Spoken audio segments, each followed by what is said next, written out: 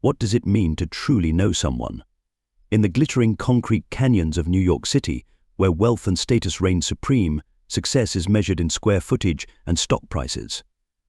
Yet for Alexandra Chen, standing at the floor-to-ceiling windows of her penthouse office on the 87th floor of a gleaming midtown tower, those measurements had long since lost their meaning. At 35, Alexandra had built Chentech from a dorm room dream into a $50 billion empire. Her artificial intelligence innovations had revolutionized everything from healthcare to climate science, earning her a spot among the world's youngest self-made billionaires. The media loved to paint her as a modern-day Midas. Everything she touched turned to gold, or more accurately, to lines of successful code and soaring stock valuations. But as she watched the sunset paint Central Park in shades of amber and rose, she felt the familiar ache of emptiness that no amount of success could fill. Her reflection in the window showed a woman most would envy, elegant in her tailored charcoal suit, dark hair pulled back in a sleek chignon, features that graced the covers of business magazines monthly.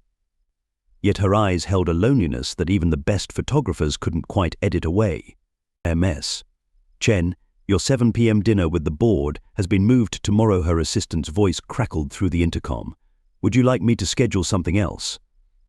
No, Alexandra replied, already reaching for her worn leather jacket, the one piece of clothing that reminded her of simpler times, before the IPO, before the billions, before the endless parade of people who wanted something from her. I think I'll take a walk through the park instead. It had become her ritual over the past few months, these evening walks where she could shed the weight of being Alexandra Chen, tech titan, and just be Alex, a woman trying to find her place in the world. The park had a way of democratizing humanity here. Everyone was equal under the canopy of trees. As she stepped out of her building's marble lobby, nodding to the doorman who'd long since learned not to call her car around at this hour, Alexandra felt the familiar loosening in her shoulders. The autumn air carried the scent of fallen leaves and roasting chestnuts from the street vendors. Here, among the joggers and dog walkers, the tourists and tired office workers, she could disappear into anonymity. She followed her usual path, past the zoo and toward the Bethesda fountain. The fading sunlight filtered through the leaves, creating patterns on the well-worn path beneath her feet. Little did she know that tonight, this familiar route would lead her to an encounter that would challenge everything she thought she knew about wealth, worth, and the true meaning of success. That's where she first saw him, a figure sitting on a bench near the Bethesda fountain. His presence somehow different from the usual park denizens. Unlike the hurried tourists or the typically withdrawn homeless, he sat with a quiet dignity that caught her attention. His clothes were worn but meticulously clean, faded jeans with careful patches, a threadbare wool sweater that had seen better days but showed signs of regular mending. His beard, while full and graying, was neatly trimmed, suggesting a man who hadn't given up on himself despite his circumstances. Alexandra found herself slowing her pace. There was something in his posture, the way he sat straight-backed on the bench, hands folded carefully in his lap, as he watched the fountain's waters dance in the fading light. His eyes held a spark of intelligence, and something else, something that made her pause mid-stride. It was awareness, she realized. While others might look through the apparently homeless man, his gaze was sharp and observant, taking in the world around him with keen interest. What Alexandra couldn't know was that those eyes belonged to James Morrison, CEO of Morrison Enterprises, her biggest competitor in the AI space. 6 months ago, he had begun this elaborate experiment, spending his evenings in the park, dressed as a homeless man. His goal had been simple: to understand the human impact of the automation his company was developing, to see firsthand the faces of those who might be displaced by his technology. He had never expected to find himself face to face with Alexandra Chen herself. She hadn't planned to stop. In fact, she had trained herself over the years to maintain the careful urban distance that New Yorkers perfected. But today, something made her break her own rules. Maybe it was the half-eaten sandwich in her hand from the deli down the street, or maybe it was the way the man seemed to radiate a peculiar sense of peace, despite his circumstances. Would you like to share? She found herself asking, holding out the untouched half of her pastrami on rye. I always order too much anyway. James looked up, momentarily startled by the direct interaction. In his months of this experiment, few had looked him in the eye, let alone initiated conversation. He had perfected his role, the slight hunch of his shoulders, the careful way he moved to suggest someone used to being invisible. But something in Alexandra's genuine offer made him want to respond with equal authenticity. "That's very kind of you," he replied, his educated accent slipping through before he could catch it. "But surely a woman like you has better things to do than share dinner with a stranger in the park." Alexandra noticed the refinement in his speech, but didn't comment. Instead, she found herself settling onto the bench beside him, maintaining a respectful distance. "Maybe what I need right now is exactly this, a conversation with someone who doesn't want anything from me except company." The irony of her words wasn't lost on James. If she only knew who he really was, the CEO of Morrison Enterprises, the company currently developing AI that could potentially make her own technology obsolete. His carefully crafted homeless persona included details he had spent weeks perfecting: the subtle wear patterns on his clothes, the realistic but not too dramatic signs of outdoor living, even the particular way he had learned to move through spaces without drawing attention. "I'm James," he offered, accepting the sandwich half with a grateful nod. "Though most people around here just call me Park James." "Alex," she responded, deliberately using her shortened name, just Alex. As they sat there, sharing a sandwich and watching the last rays of sunlight play across the fountain's spray, neither could have predicted the complex web they were beginning to weave.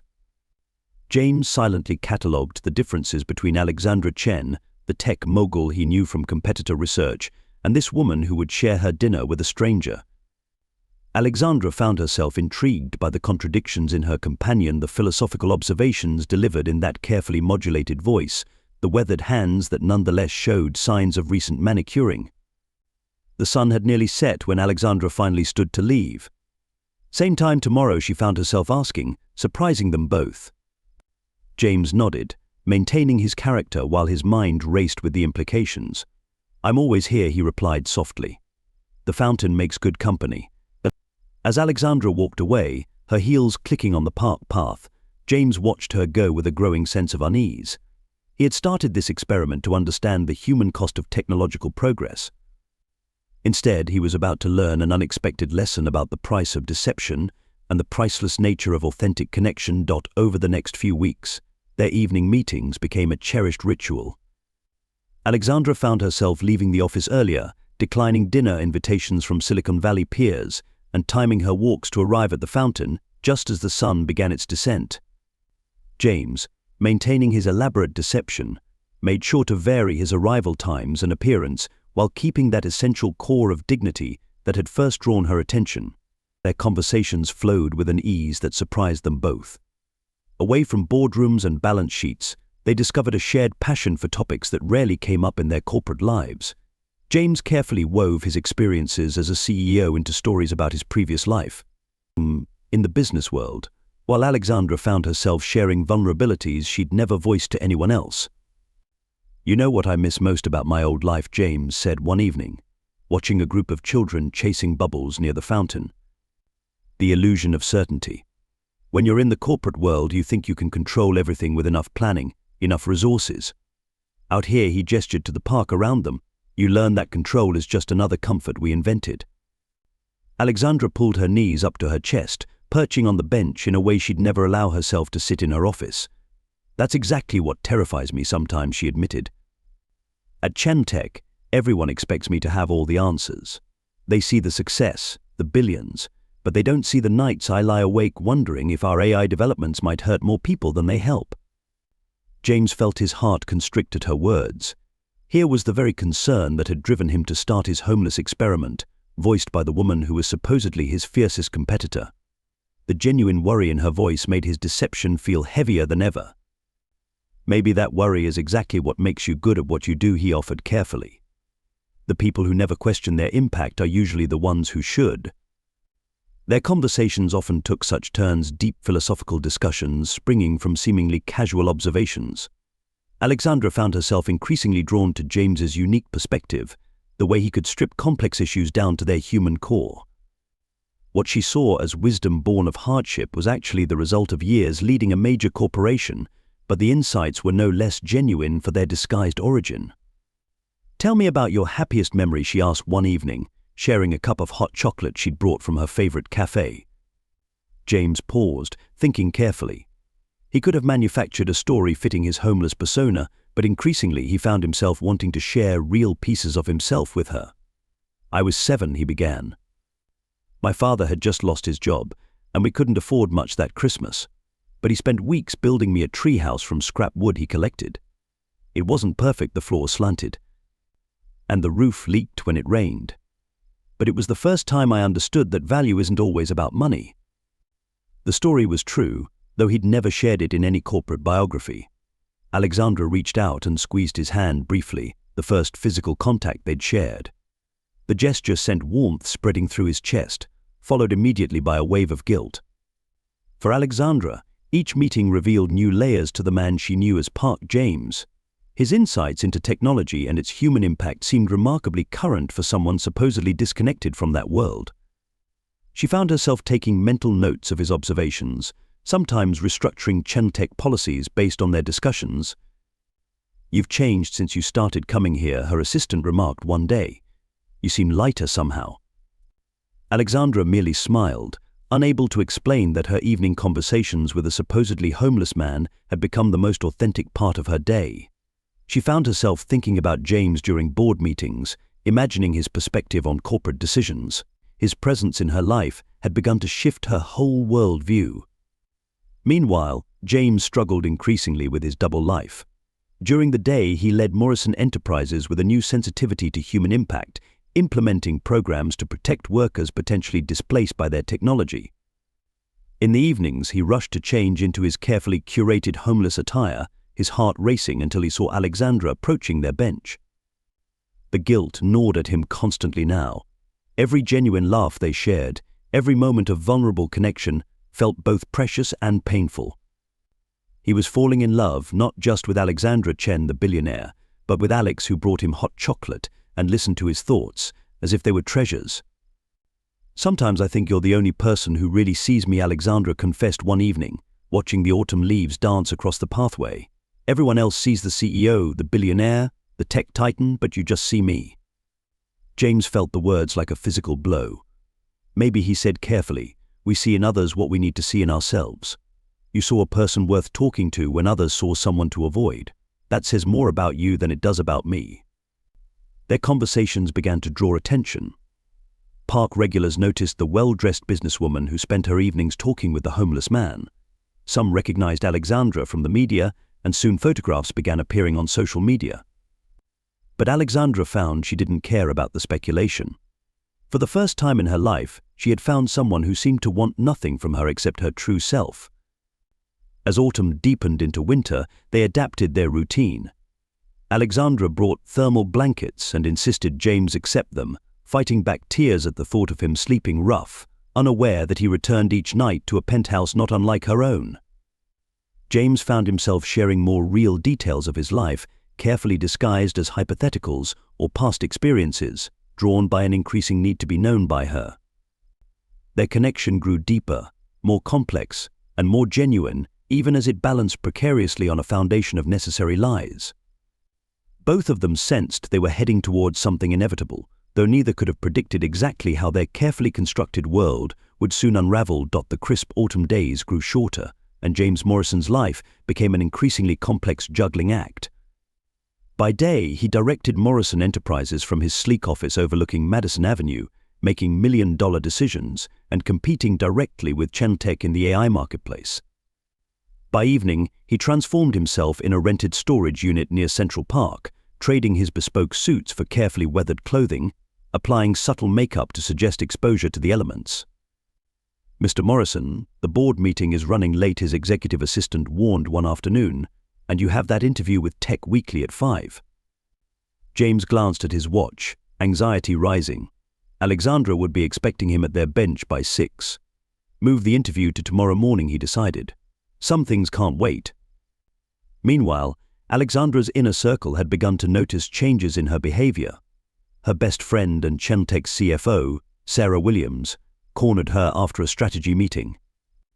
"Alex, we need to talk about your park situation," Sarah said, closing the office door. "The board is concerned. You're spending every evening with a homeless man? There are serious security implications here." Alexandra felt a familiar defensiveness rise. His name is James, and he's more insightful about our industry's impact than half our overpaid consultants. That's exactly what worries me, Sarah pressed. Don't you think it's strange that a homeless man has such detailed knowledge of tech trends? Have you considered he might be corporate espionage?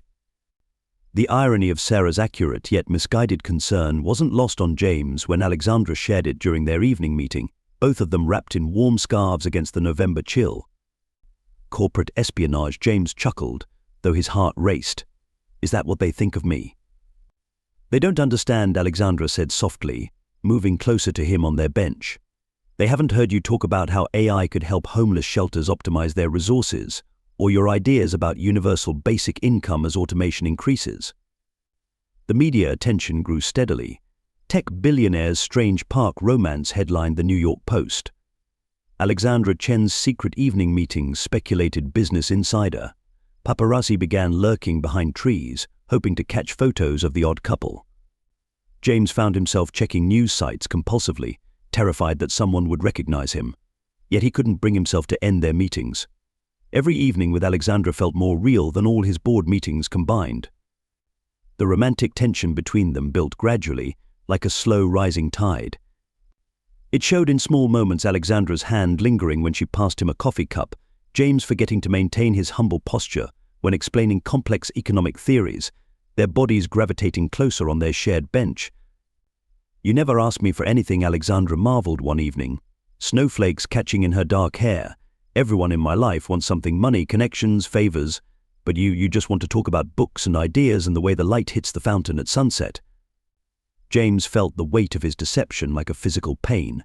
Maybe because I already have everything I need right here, he said quietly, meaning it more than she could know. During the day, their companies remained locked in fierce competition. Chemtech announced a breakthrough in ethical AI implementation. Morrison Enterprises countered with a new platform for protecting worker interests.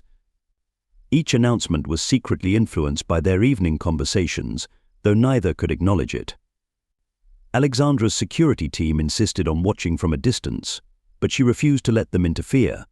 He's the only person in my life who doesn't treat me like I'm made of glass, she argued. The whispers in corporate circles grew louder. Some suggested Alexandra Chen was having a mental breakdown. Others theorized she was planning some elaborate PR stunt about wealth inequality. Investment analysts began watching her park visits for clues about Chemtech's future directions.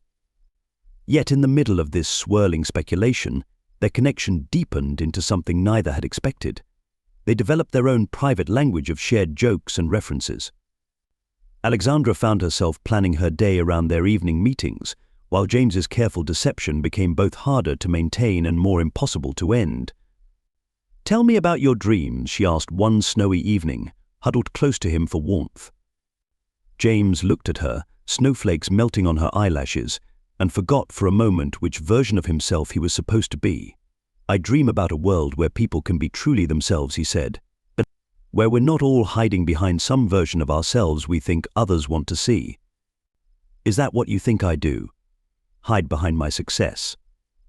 "I think we all hide, one way or another," he answered, the truth of his words burning in his chest. "The trick is finding someone worth being real with." Their first kiss happened naturally, inevitably, like the last piece of a puzzle falling into place. The night was clear and cold, stars visible despite the city lights. They had been discussing the ethics of AI development, their conversation passionate and engaged. "You understand this better than my entire board of directors," Alexandra said, turning to face him. "How is that possible?" Instead of answering, James found himself leaning forward, his hand gently cupping her face. Their lips met softly, tentatively, then with growing certainty. For a moment, all the complexity fell away: the lies, the media attention, the corporate rivalry. They were just two people finding something real in a world of artificial connections. As they pulled apart, James saw tears in Alexandra's eyes. "I think I'm falling in love with you," she whispered. "And I don't even know your last name." The guilt of his deception warred with the truth of his feelings. "I'm falling in love with you too," he said, knowing it was the most honest thing he'd said in months. "But Alex, there's something I need to tell you." Before he could continue, her phone buzzed a message about an emergency board meeting. Their moment of truth would have to wait, though neither knew just how dramatically their carefully constructed world was about to unravel The truth shattered their world on a crisp December morning. Alexandra arrived early for a crucial meeting about a potential merger, her mind still dwelling on James's unfinished confession from the night before. As she walked into the MetLife building's executive conference room, her eyes met those of the man at the head of the table, the same eyes she'd gazed into just hours ago in the park. Alexandra Chen, the chairman, began, "Meet James Morrison, CEO of Morrison Enterprises." The world tilted on its axis. James stood there in an impeccable suit, his beard neatly trimmed in a corporate style, no trace of the homeless man she'd grown to love. Their eyes locked across the polished mahogany table, and in that moment of recognition, everything changed. Alex James started, taking a step forward, but she was already backing away, her heel catching on the plush carpet. "Don't," she said, her voice razor sharp. "Don't you dare call me Alex." The news exploded across the financial world within hours. Tech titans' secret park romance screamed the Wall Street Journal. CEOs' homeless masquerade corporate espionage or love story questioned Bloomberg. Social media erupted with memes and hot takes, their private connection becoming public fodder. Channeltech stock dropped 15 points by lunch. Emergency board meetings were called at both companies. The business world buzzed with speculation about corporate espionage, insider trading, and potential mergers. Alexandra locked herself in her penthouse, ignoring the barrage of calls and messages. The betrayal cut deeper than she'd thought possible. Every conversation, every shared moment, every vulnerability, had it all been a calculated corporate play? She scrolled through photos snapped by the media over the past months, seeing their relationship through new eyes. How had she been so blind? Meanwhile, James faced his own crisis. His board demanded his resignation, citing reckless behavior and potential legal liability. The carefully constructed experiment that had started with noble intentions had spiraled into a scandal that threatened both their companies. "I never meant to fall in love with her," he tried to explain to his board. "The experiment was about understanding the human impact of our technology. Alexandra was unexpected." But as the media frenzy continued, both James and Alexandra were forced to confront deeper truths. For Alexandra, it meant acknowledging that she'd fallen in love not with a homeless man's wisdom, but with someone who could match her intellect and challenge her perspectives, someone exactly like the CEO James really was. James, facing the wreckage of his career, realized that his deception had revealed more truth than his corporate persona ever had. In playing a man with nothing, he'd found everything he truly valued. The crisis came to a head when an anonymous source leaked emails showing that both CEOs had implemented policy changes based on their conversations. Market analysts began dissecting every corporate decision of the past months, looking for evidence of collusion. "I trusted you," Alexandra finally texted him after a week of silence. "I shared things I've never told anyone." James's response came immediately. "Everything I felt was real. Every conversation, every moment. I just couldn't find a way to end the lie without losing you." But trust, like a shattered mirror, couldn't be easily reassembled. The media camped outside both their buildings, hoping to catch a glimpse of the star-crossed CEOs. Late-night hosts cracked jokes about the billionaire and the tramp. Twitter exploded with debates about authenticity, privilege, and the nature of truth in the digital age. In their separate towers, both Alexandra and James faced the same question: had anything about their connection been real?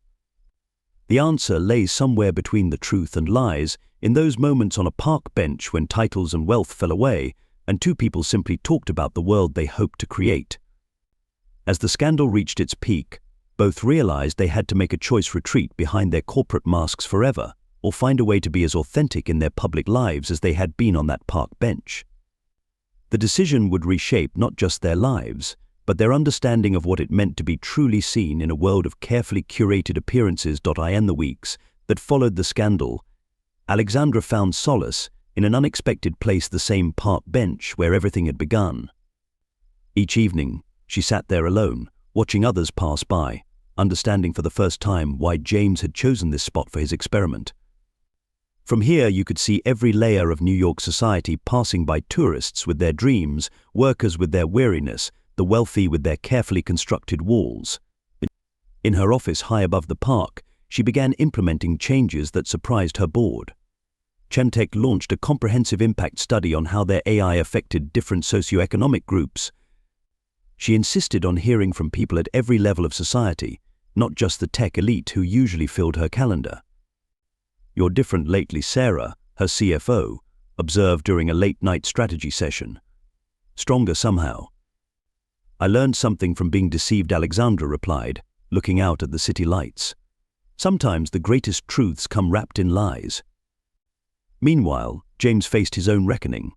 The board had stopped short of forcing his resignation, but his reputation had taken a severe hit. Yet as he sat in mandatory PR strategy meetings, he found himself caring less about stock prices and more about the real changes he could make. He wrote Alexandra a letter he never sent. "The irony is, pretending to be homeless made me the most honest version of myself. Every night in that park, I was more real than I'd ever been in any boardroom. You saw me not the CEO, not the homeless man, but the person I wish I had the courage to be all along." Morrison Enterprises, under his new direction, began revolutionizing their approach to ethical AI development. The programs he'd discussed with Alexandra on their bench about universal basic income and technological displacement became central to the company's mission. The corporate world watched in fascination as both companies underwent parallel transformations. What had begun as a scandal was evolving into something like a renaissance. Other tech companies began following their lead, implementing their own programs to address the human impact of technological advancement. Alexandra spent hours reading through transcripts of their conversations, provided by the security team she'd never known was recording them. She found herself marking passages where James had spoken truth through his lies, his genuine concern for the displaced, his insights about the responsibility of wealth, his vision for technology that served humanity rather than replacing it. He lied about who he was, she told her therapist, but he never lied about what he believed. James, for his part, discovered that losing his double life had freed him to be more authentic in his real one. He replaced his corporate speak with genuine communication, shared his park bench insights in board meetings, and found that vulnerability could be a strength, even in the cutthroat world of tech leadership. The tension between their companies began to ease as both CEOs steered their organizations toward complementary rather than competing goals. The market responded positively to their new direction, and gradually, the scandal transformed into a case study of corporate transformation. One evening, exactly 1 month after the revelation, Alexandra found a single rose on their bench with a note. "I learn more about being human in our evenings here than in all my years of running a tech empire. I'm sorry for the lie, but I'll never be sorry for the truth it led us to." She held the note for a long time, watching the sunset paint the sky in shades of possibility. The betrayal still hurt, but she was beginning to understand that sometimes the most authentic connections grow from imperfect beginnings. Both Alexandra and James had started this journey thinking they knew exactly who they were: a brilliant CEO, a man playing homeless to understand his impact. Instead, they'd discovered that true identity isn't found in titles or disguises, but in the courage to be vulnerable, the willingness to grow, and the capacity to find truth, even in the midst of deception. As the corporate tensions resolved, and the media frenzy died down, they found themselves moving forward on parallel paths, forever changed by their time together on that park bench. Each carrying a piece of the wisdom they'd found there, that authentic connection isn't about perfect honesty, but about perfect acceptance of our imperfect selves. 3 months after their world had shattered, they found themselves back where it all began. The spring sun warmed the park bench as Alexandra approached, seeing James, the real James, in a simple sweater and jeans, waiting there with 2 cups of coffee. "I thought it was time," he said softly, holding out her usual order. "No more disguises." She took the cup, settling beside him with deliberate care. "I read every article about your new homeless initiative at Morrison Enterprises, the one you started the day after." "The day after I lost you," he finished. "It turns out that sometimes losing everything helps you find your purpose." Their reconciliation made headlines, but not for the reasons anyone expected. Together, they held a press conference right there in Central Park, announcing a groundbreaking partnership between Channeltech and Morrison Enterprises. Their joint venture, a $1 billion initiative to address technological displacement and homelessness. Our story began with a deception Alexandra told the assembled reporters, James standing steady beside her, but it evolved into something true. We learned that authentic connection isn't about status or titles, it's about seeing someone's heart, even through their disguises. James took her hand, a gesture caught by dozens of cameras but meant only for her. And sometimes, he added, you have to lose your way to find your true path. Their partnership became a blueprint for corporate responsibility in the tech world. The park bench where they'd met was preserved as part of their first innovation center, a place where people from all walks of life could access technology education and job training. You know what I realized, Alexandra said one evening, as they sat on their bench watching the sunset. You never had to pretend to be homeless to understand the impact of our work. You just had to be willing to listen. James squeezed her hand. And you never had to find someone with nothing to find authentic love. You just had to be willing to be seen. Together, they channeled their wealth and influence into creating real change. Their love story became a symbol of hope, proof that authentic connection could bridge any divide, and that true wealth lay not in bank accounts but in the courage to be genuine.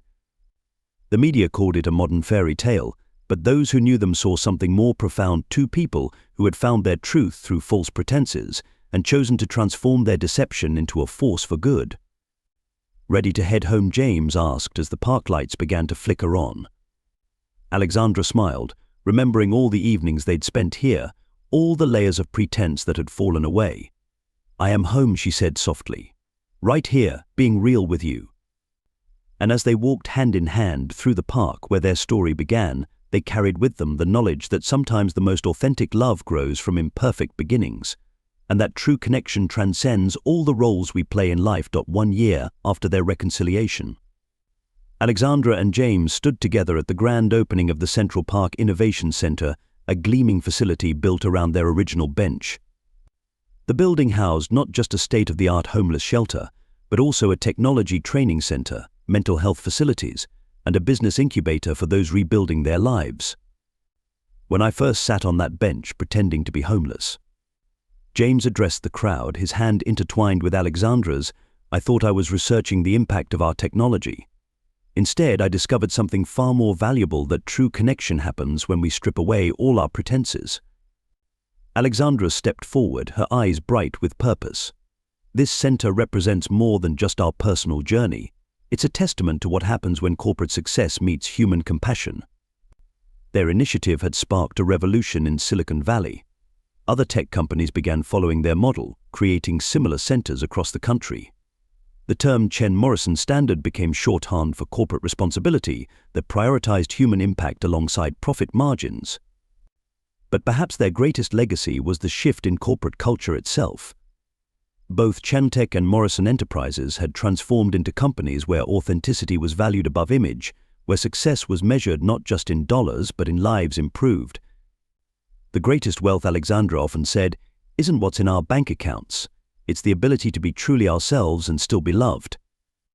And every evening, no matter how busy their schedules, they still made time to sit on their bench, sharing a sandwich and watching the sunset. Two billionaires who had discovered that the richest moments in life are the most authentic ones.